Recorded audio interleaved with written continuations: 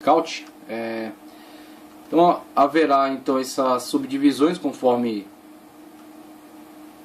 é entendido aí pelo esquema pré-tribulacionista, dispensacionalista, e ao final da guerra de Armagedon, após a destruição dos exércitos do anticristo e tanto a besta que sobe da terra quanto a besta que sobe do mar serem lançadas no lago de fogo e enxofre, então Cristo, juntamente com a igreja, aqueles que foram arrebatados, aqueles que foram martirizados também, os santos que estavam junto com o Senhor, virão libertar Israel desta opressão do anticristo, dos seus exércitos, e instaurar o período milenar, instaurar o período do reino milenar de Cristo aqui na terra. Quando então o diabo será amarrado por 1000 anos. A besta e o falso profeta foram lançados no lago de fogo e enxofre, aquele ao qual está destinado, ao qual estão destinados os anjos que atentaram, que pecaram contra o Senhor desde antes da fundação do mundo. Então o inferno é preparado para o diabo e seus anjos, mas que também serão acompanhados por aqueles que rejeitam a salvação em Cristo e aqueles que rejeitam a Deus, tá certo? Aqueles que atentam contra Deus, aqueles que são condenados, desde Caim, o primeiro fratricida, e que ao longo da história se voltam contra Deus, se voltam contra Cristo, tá certo? Se voltam contra a ação do Espírito Santo na consciência humana que aponta o pecado, a justiça e o juízo, certo? Que o Espírito Santo trabalha no coração de todos os homens, no âmbito da sua consciência. Aqueles que atentam contra esse chamamento do Espírito Santo no âmbito da consciência também serão lançados no lago de fogo e enxofre. Mas primeiramente aqui a besta que sobe da terra e a besta que sobe do mar, o anticristo e o falso profeta. E o diabo que estará amarrado ao longo de 1000 anos, quando então Cristo reinará juntamente com a igreja, juntamente com os seus, e juntamente com as pessoas da terra que não aceitaram, que não foram alvo, que não sucumbiram à política do anticristo, mas que durante os 1000 anos gozarão de uma plena restauração da terra, de uma terra restaurada e de um governo perfeito, um governo de autoridade, um governo livre de qualquer tipo de corrupção, de manifestação de corrupção, e de uma terra restaurada durante o milênio, tá certo? Então a abordagem pré-tribulacionista visualiza essas subdivisões, e aí damos sequência aqui à leitura no que diz: durante a grande tribulação ocorrerá uma conversão em massa dos judeus, os quais receberão Jesus como seu Messias. Apesar dos grandes sofrimentos, haverá um grande trabalho de evangelização feito pelos judeus convertidos e por muitos crentes que por falta de vigilância não foram arrebatados com a igreja. Soma-se a eles, nesse empreendimento evangelístico, o trabalho das duas testemunhas do Apocalipse 11, 3 ao 12, conforme eu descrevi já.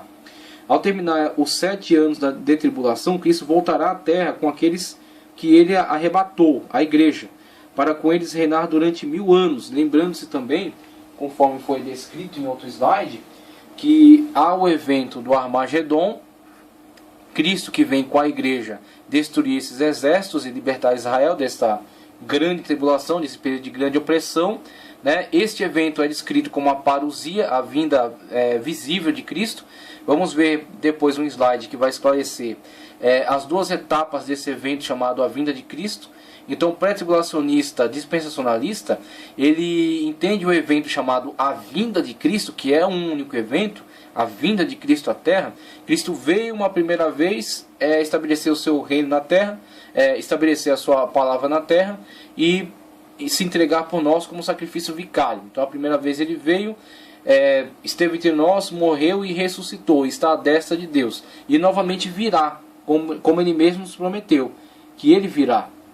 Como na ocasião da sua ascensão, os anjos assim disseram para os apóstolos, que da mesma forma como viste ele virá novamente. Então a vinda de Cristo é entendida também pelo pré-tribulacionista como um evento. A vinda de Cristo é um evento, só que é um evento de duas etapas. A primeira etapa chama-se arrebatamento da igreja, quando nós vamos a Cristo nos ares. E a segunda etapa é a vinda física de Cristo, quando nós viremos com Ele. Então quando Cristo vier, nós viremos juntamente com Ele. E juntamente com Ele estabeleceremos o reino. Então na vinda de Cristo, tá certo? Na vinda de Cristo haverá aquilo que será chamado também de ressurreição. A primeira ressurreição. Quem participará dessa ressurreição? Aqueles que foram martirizados da igreja, aqueles que foram perseguidos, serão ressuscitados. Esta é a primeira ressurreição. Serão ressuscitados, conforme o termo Edzesan, serão ressuscitados fisicamente, literalmente, para viverem um milênio literal, para viverem 1000 anos aqui na terra, juntamente com o Senhor, juntamente com a igreja, juntamente com aqueles que adentrarem o milênio. Então, bem-aventurado, como diz Apocalipse, aqueles que participam da primeira ressurreição. Aqui, a primeira ressurreição. Ressurreição para vivenciar o milênio, tá certo? Porque são salvos na pessoa de Cristo. Mas aqueles que não ressuscitaram nesta, ressuscitarão na segunda ressurreição. Tá certo? A segunda ressurreição, após aqui este evento, após a guerra que finda o período do milênio. A guerra chamada Guerra de Gog e Magog. Tá certo? A guerra que encerra o período do milênio. Esta guerra que será promovida pela influência de Satanás, que ficou amarrado por 1000 anos, mas ao final do período de 1000 anos será solto. E quando for solto, sairá para enganar as nações. Nações estas que não consiste na pessoa da igreja, não serão aqueles que fazem parte da igreja, que já haviam sido arrebatados, já haviam sido transformados e estão juntamente com Cristo na terra. Não diz respeito àqueles que foram ressuscitados, tá certo? Que foram martirizados durante a grande tribulação e estão agora ressuscitados vivendo o milênio. Mas diz respeito às pessoas humanas, naturais, que adentraram o período milenar, que não participavam dos exércitos do anticristo, que avançaram contra Israel, mas que adentraram o período do milênio, sobre os quais governava a igreja, sobre os quais governava Israel, né? E na verdade Cristo, que é o governante central, que rege as nações com vara de ferro, e nós subsidiariamente a Cristo, reinamos juntamente com ele, mas principalmente Cristo reinava sobre todos esses que não estavam participando dos exércitos do anticristo, mas que viveram durante o milênio, se multiplicaram, encheram a terra, tá certo? E viviam em plena paz, uma vez que o diabo não atentava contra eles, não os tentava, tá certo? E não haviam os defeitos, né? Não haviam as corrupções, não haviam as mazelas que há nessa terra de hoje, governada pelos homens, governada pelos corruptos. Então a terra do milênio é uma terra governada com Cristo, governada com vara de ferro, com autoridade, e governada sem a corrupção que nos atinge hoje. Mas essas pessoas durante o milênio que se multiplicarão, ao final do milênio serão tentadas pelo diabo. Então o diabo, depois dos 1000 anos, será solto e sairá para enganar as nações. Aqueles que se deixarem enganar pelo diabo, integrarão o seu exército para a última tentativa, a guerra de Gog e Magog, ao final do milênio. Avançarão contra a cidade santa e serão destruídos por Cristo. Uma vez destruídos, eles, juntamente com todos os pecadores desde Caim, serão ressuscitados. Esta é a segunda ressurreição. Eles não faziam parte da primeira ressurreição. Eles estão integrados juntamente com todos os pecadores, tá certo? Que participaram, todos aqueles que participaram da guerra de Gog e Magog, mais todos aqueles pecadores desde Caim, serão então ressuscitados para o evento, o terrível evento, o pior evento descrito na Bíblia, o evento chamado juízo final, o juízo do trono branco.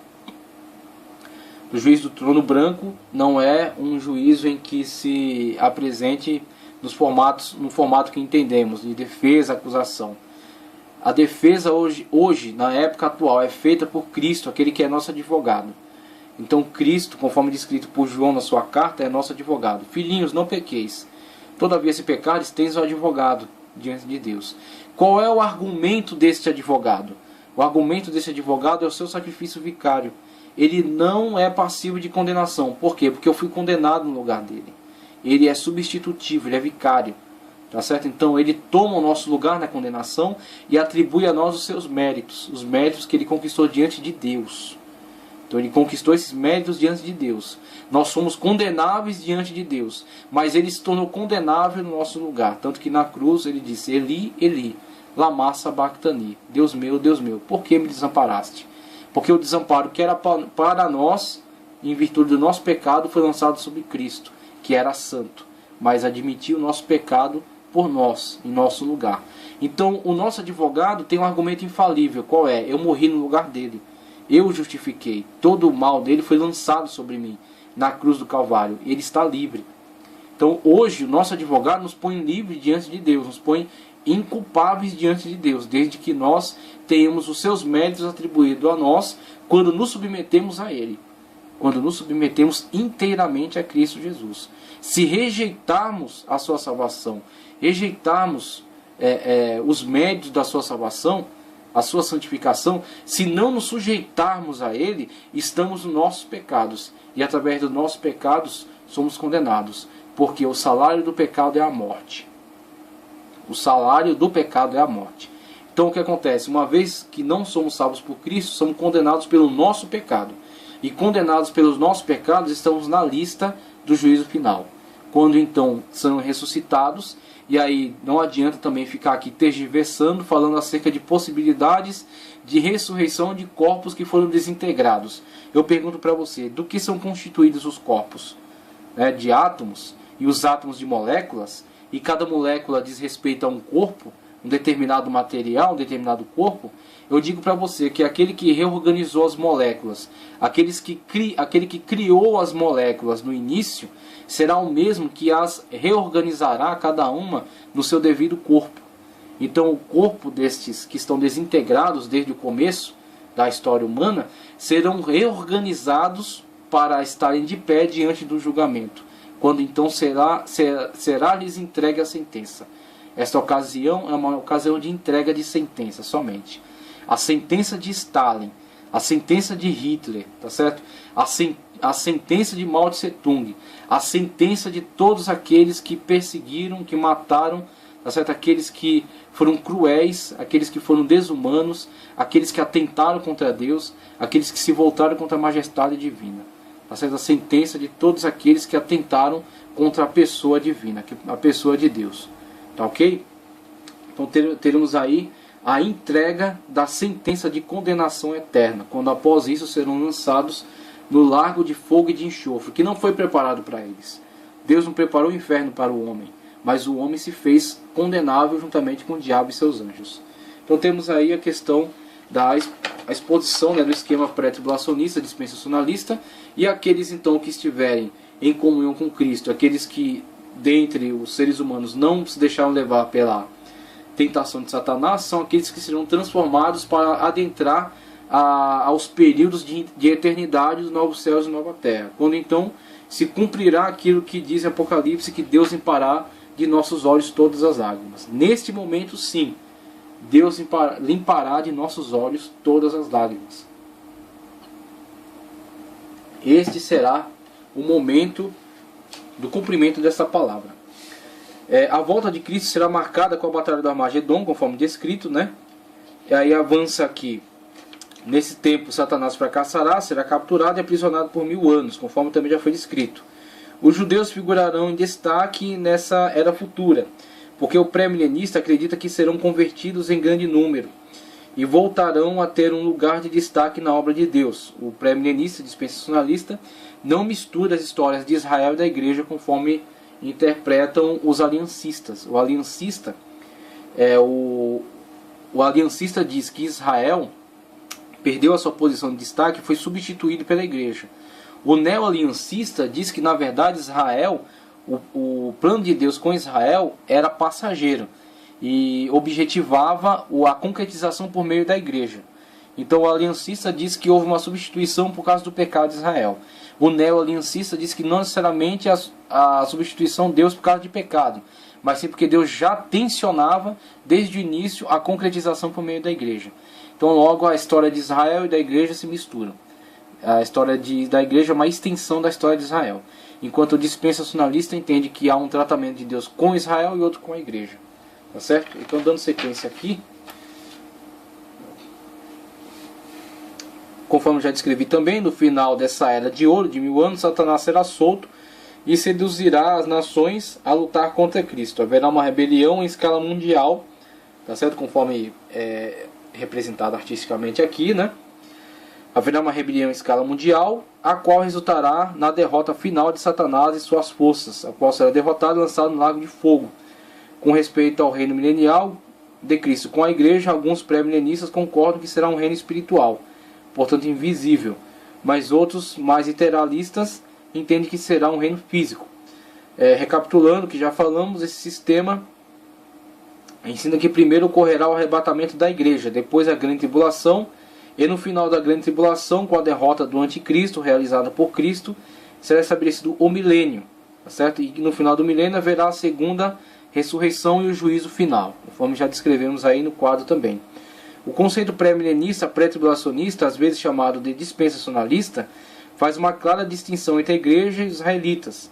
De acordo com esse conceito, a igreja será arrebatada para a glória antes da conversão em massa da nação israelita, conforme também já coloquei aí no quadro que está representado. Nesse caso, a salvação de Israel se dará no período da grande tribulação, quando a igreja não estiver mais aqui na terra.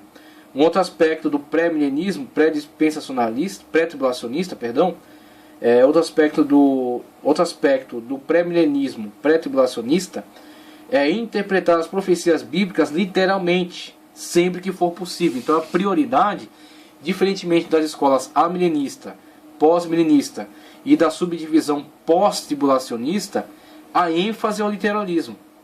Só é adotado a alegorização quando a própria Bíblia indica a alegoria. Então, por exemplo, as narrativas de João com relação à subida da besta, né, a besta que sobe do mar, que tinha 7 cabeças, 10 chifres, 10 diademas, tinha patas de urso, corpo de leopardo, boca de leão.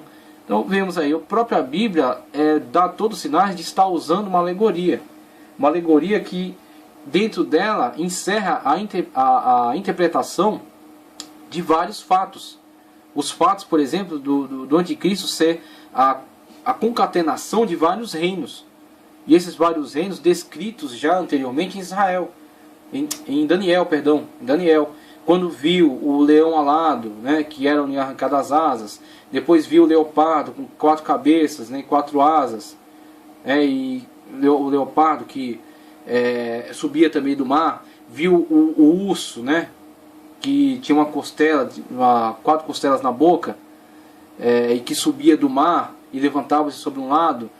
Depois viu o animal terrível. Então vemos, aquilo que Daniel viu separadamente em relação aos 4 animais, são visualizados por João num único animal com características de cada um deles.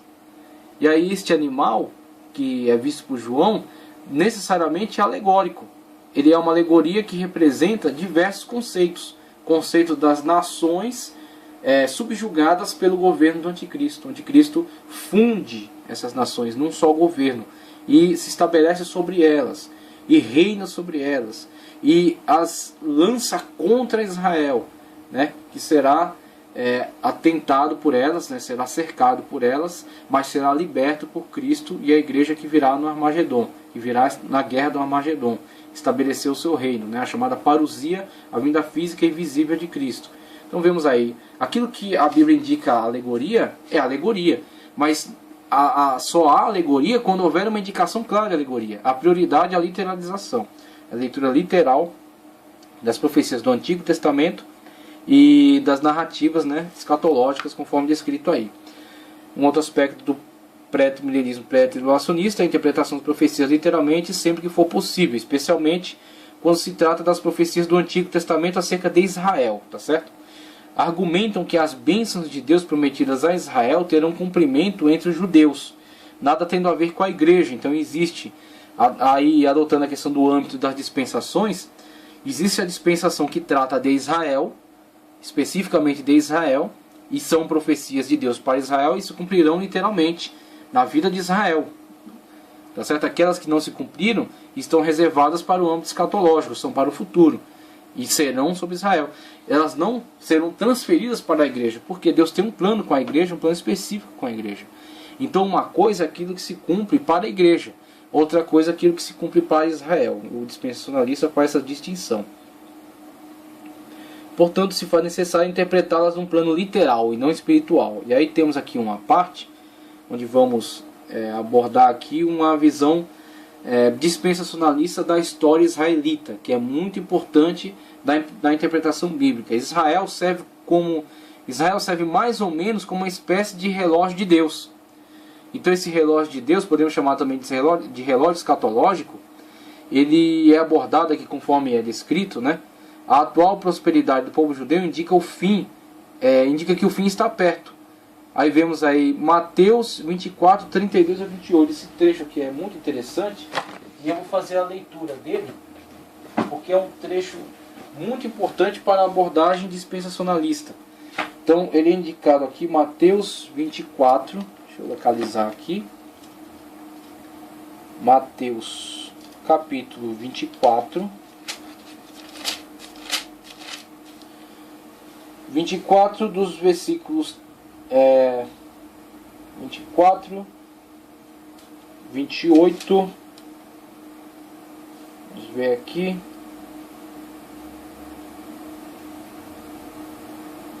Mateus 24, localizar aqui a parábola, apesar que todo o capítulo 24, ele é bastante importante. Então, na verdade, vamos fazer a leitura do capítulo 24. Veja só. Mateus capítulo 24. Jesus prevê a destruição de Jerusalém e a sua segunda vinda. Então veja a descrição que Cristo faz no Evangelho acerca das características da sua vinda visível. Aquilo que para o pré-tribulacionista dispensacionalista é chamada a segunda etapa do evento A Vinda de Cristo. A vinda de Cristo, a primeira etapa é descrita por Paulo. Paulo nos dá uma descrição mais ampla. Por que não Cristo? Porque Cristo estava no meio dos judeus. Os judeus não participaram, por causa da rejeição, não participaram da primeira etapa. A primeira etapa é o arrebatamento, destinado à igreja. Por causa da sua entrega a Cristo, a sua salvação em Cristo, a sua aceitação a Cristo. Então os judeus que aceitam a Cristo também participam. Mas os judeus que rejeitam, a eles é direcionada essa descrição. Cristo está tratando aqui daquilo que será interesse para os judeus. Tá certo? Cristo está no meio dos judeus. Está voltando-se, a sua palavra está voltada para eles. Então não faz sentido Cristo falar de algo que não é algo do qual não participarão. Cristo está tratando aqui acerca daquilo que eles participarão, em vista da sua rejeição. Eles rejeitam a Cristo, então eles participarão daquilo que está sendo descrito aqui, a partir causado por sua rejeição. Se eles houvessem aceito, participariam daquilo que Cristo descreve como arrebatamento. Aquilo que Paulo descreve como arrebatamento. A gente vai ver mais para frente essa abordagem das duas etapas do mesmo evento. O evento A Vinda de Cristo. Primeira etapa, arrebatamento. Segunda etapa, parousia. E a parousia é aquilo que é descrito aqui. Mateus 24. E quando Jesus ia saindo do templo, aproximaram-se dele os seus discípulos, para lhe mostrarem a estrutura do templo. Jesus, porém, lhes disse: não vedes tudo isto? Em verdade vos digo que não ficará aqui pedra sobre pedra que não seja derrubada. Veja aí a profecia de Cristo como resposta à rejeição de Israel e a previsão daquilo que aconteceria na continuidade histórica a Israel. Então Cristo veio, Cristo pregou a eles, foi rejeitado, tá certo? A partir dessa rejeição haveriam consequências, e as consequências estão sendo claramente explícitas aqui. Vedes essa construção, vedes isso com que tanto vocês se encantam, o templo de Herodes, né? Vedes o templo de Herodes, que também é reproduzido aí em outros templos, né? Vemos aí pessoas reproduzindo o templo de Salomão com muito afinco, gastando fortunas de dinheiro para reproduzir o templo de Salomão, quando isso de forma alguma foi priorizado por Cristo, quando isso de forma alguma foi louvado por Cristo. Os discípulos estavam tentando colocar para Cristo, veja só que coisa magnífica, e Cristo estava dizendo para eles: não dê atenção a isso, não se importe com isso, não ficará pedra sobre pedra que não seja derribada. Veja o grande valor que Cristo dá a reproduzir o templo de Salomão. O templo é ele agora. Cristo é o nosso templo. Cristo é o centro do nosso culto. Cristo é o centro da nossa vida. Nós somos cristocêntricos. Então não adianta colocar a questão de reproduzir o templo de Salomão. Isso é perda de tempo e de dinheiro. Então veja só. E estando assentados no Monte das Oliveiras, chegaram-se a ele os seus discípulos, em particular dizendo: dize-nos, quando serão estas coisas, e que sinal haverá da tua vinda e do fim do mundo? É a grande aflição de todos aqueles que lidam com escatologia, né? Tentativa de previsão com relação a dias exatos. Quando será? Quando será? Eles ficaram chocados com essa palavra da destruição do templo, de não ficar pedra sobre pedra. E a partir desse choque, né, Cristo conseguiu incutir neles a grande preocupação. Aquele que lida com escatologia é uma pessoa que está preocupada, é uma pessoa que está indignada com a situação. Então Cristo colocou neles o clima certo. Olha, vocês estão muito contentes com isso aí, vocês estão muito impressionados com isso aí, mas na verdade isso aí está destinado à destruição. E aí eles se atentaram para um momento, falaram, o negócio está feio, está complicado, vamos procurar saber mais sobre isso. E aí quando chegaram a Cristo, querendo saber o que? A data, que é a grande falha de todo que lida com escatologia e avança além do limite, tentar marcar a data. E aí foi isso que eles tentaram arrancar de Cristo, ao que Cristo vai responder. E Jesus respondendo disse-lhes, acautelai-vos, que ninguém vos engane, porque muitos virão em meu nome dizendo, eu sou o Cristo, e enganarão a muitos.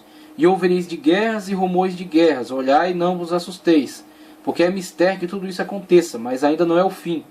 Porquanto se levantarão nação contra nação e reino contra reino, e haverá fomes e pestes e terremotos em vários lugares.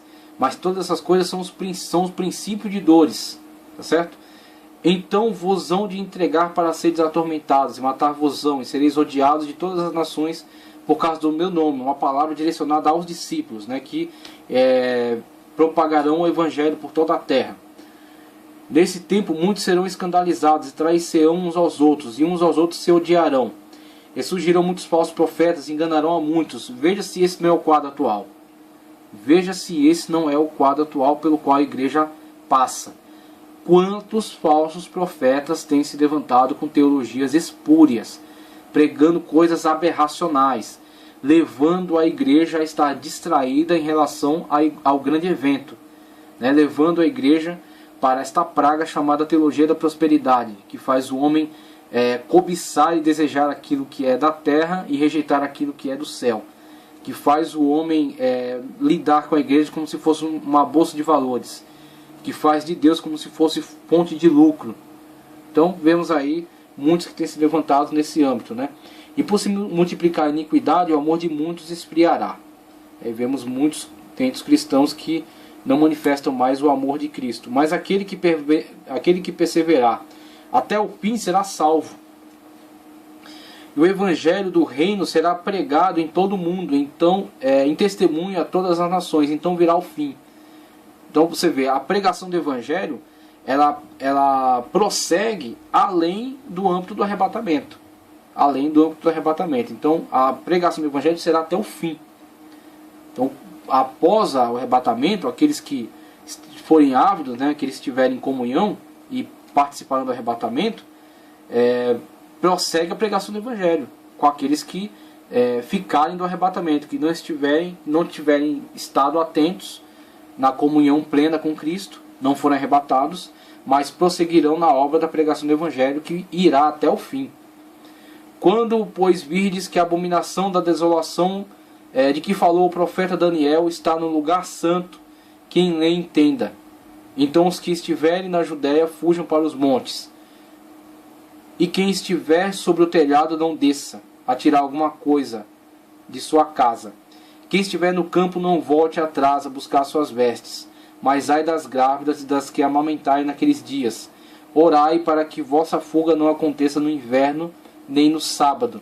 A questão da restrição, né, do quanto se pode andar no sábado. Então ele usa esse extremo zelo dos judeus em relação à guarda do sábado como uma forma de alerta. Então fala, aquele dia será um dia terrível. E tomara que essas ocasiões não se deem nem no inverno, o que impossibilita a locomoção, por serem terras de difícil acesso, né? Estava se pronunciando aqui em Jerusalém. Então o inverno impossibilitava a movimentação, e o sábado, que é uma movimentação, uma restrição religiosa. Então ele usa essas figuras para situar as pessoas na sua época em relação a essas dificuldades. E aí ele fala, inclusive, ele falou aqui mais atrás, ele fala aqui acerca da abominação da desolação de que falou o profeta Daniel. Veja só a analogia entre a abordagem da 70ª semana de Daniel, aquilo que é descrito na 70ª semana em relação à semana 70 mesmo, a semana que encerra, a abominação da desolação, que se estabelece no lugar santo.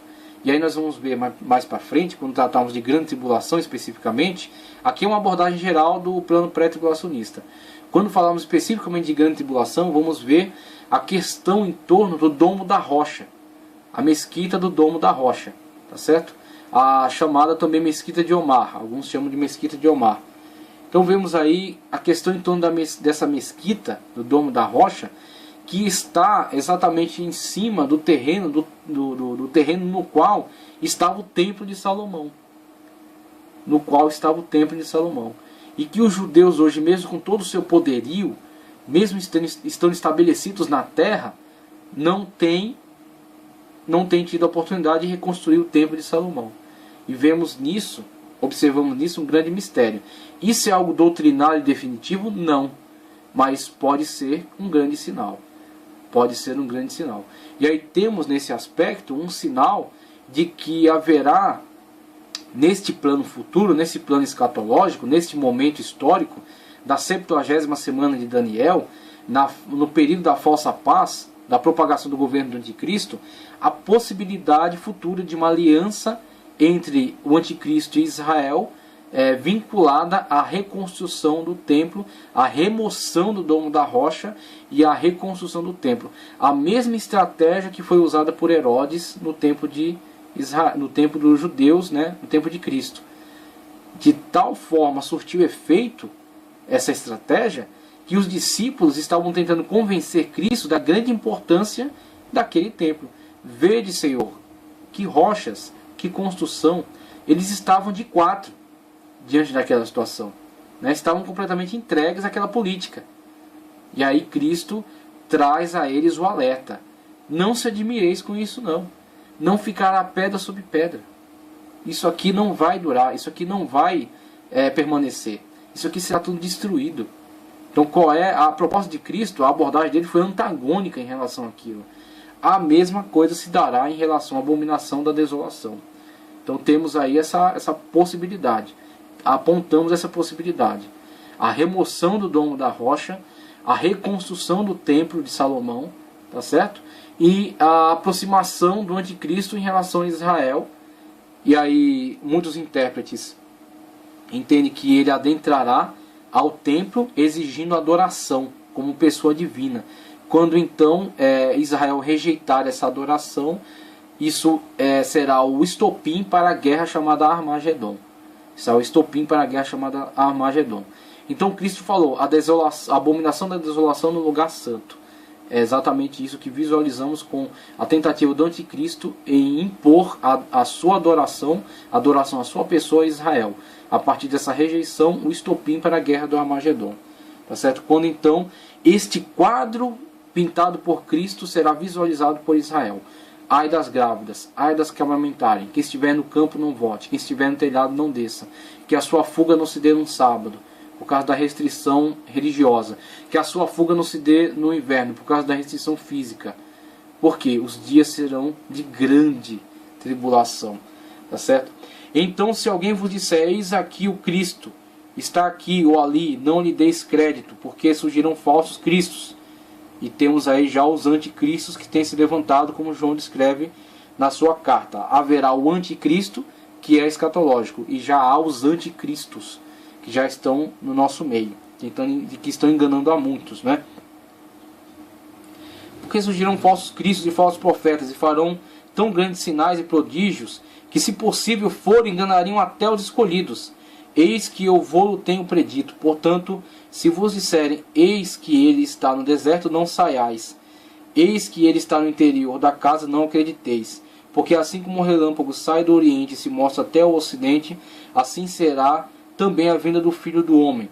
Pois onde estiver o cadáver, ali se ajuntarão as águias. Logo depois da aflição daqueles dias, o sol escurecerá, e a lua não dará a sua luz, e as estrelas cairão do céu, e as potências do céu serão abaladas. Então aparecerá, veja, há duas descrições aqui. Uma descrição que Cristo faz, que ele coloca ela como sendo como um relâmpago, que sai do oriente e se mostra até o ocidente, num evento rápido, como será descrito aqui mais para frente, quando tratarmos especificamente disso, num momento. A atribuição deste momento, como podemos ver do texto original do grego, né, escrito por Paulo, átomos. O átomos, pelo menos na época do escritor, e temos que analisar o texto no contexto do escritor, é uma partícula indivisível. Para aquela época, hoje há avanços tecnológicos, né? A ciência tem outras propostas, mas naquela época era entendido como uma partícula indivisível. Então o átomos é a menor partícula de tempo possível, que é aquilo que Cristo descreve aqui, na primeira etapa do evento. É como um relâmpago que sai do Oriente e se mostra até o Ocidente. Aí na continuidade Cristo descreve acerca dos eventos cataclísmicos daquele dia, e ao final desses eventos cataclísmicos, então temos arrebatamento, grande tribulação, ao final disso a descrição da parousia. Veja a descrição da parousia aqui. Então aparecerá no céu o sinal do Filho do Homem, todas as tribos da terra se lamentarão e verão o Filho do Homem vindo sobre as nuvens do céu, com poder e grande glória, e ele enviará os seus anjos com rígido clamor de trombeta, os quais ajuntarão os escolhidos desde os quatro ventos, de uma a outra extremidade dos céus. Um evento visível. Há um evento que se dará num momento, num pequeno fragmento de tempo, que é chamado primeira etapa da segunda vinda, arrebatamento, quando todos nós então nos ajuntaremos a ele. E ele tipifica isso: onde está o cadáver, ajuntam-se todas as aves. Onde está aquele que morreu e ressuscitou agora, né? Mas ele estava antes ainda da sua morte, ele descreve ainda como cadáver, porque ele vai morrer, ele entregará-se por nós. Ajuntar-se-ão todos, nós seremos todos ajuntados àquele que morreu e ressuscitou por nós. E no segundo evento ele descreve a sua vinda, o grande sinal, e a sua vinda quando todos os olhos verão. Isso é chamado a segunda etapa do evento, a vinda de Cristo, a chamada parousia, quando nós então viremos juntamente com ele. Aprender, pois, esta parábola da figueira. Veja aqui a descrição do que chamaremos aqui o relógio escatológico de Israel. Israel, o relógio escatológico, tá certo? Aprender, pois, essa parábola da figueira. Quando já os seus ramos se tornam tenros e brotam folhas, sabei que está próximo o verão. Igualmente, quando virdes todas essas coisas, sabei que ele está próximo, às portas. Em verdade vos digo que não passará essa geração sem que todas essas coisas aconteçam. Os céus e a terra passarão, mas as minhas palavras não hão de passar. Mas aquele dia e hora ninguém sabe, nem os anjos do céu, mas unicamente o meu Pai. Se os testemunhos de Jeová e se os adventistas do sétimo dia tivessem se sujeitado a esta palavra de Cristo, não teriam cometido o erro, a bobagem de tentar adivinhar a volta do Senhor. Nem eles, nem tantos outros movimentos que se tornaram espúrios, se tornaram hereges por causa desse desrespeito à palavra de Cristo. E como foi nos dias de Noé, assim será também na vinda do Filho do Homem. Porquanto assim como nos dias anteriores ao dilúvio, comiam, bebiam, casavam e davam-se em casamento, até o dia em que Noé entrou na arca, e não o perceberam, até que veio o dilúvio e os levou a todos. Assim também a vinda do Filho do Homem. Então, estando dois no campo, será levado um e deixado o outro. Estando dois moendo no moinho, será levado um e deixado a outra. Vigiai, pois, porque não sabeis a que hora há de vir o vosso Senhor. Mas considerai isto: se o pai de família soubesse a que vigília da noite havia de vir o ladrão, vigiaria e não deixaria minar a sua casa.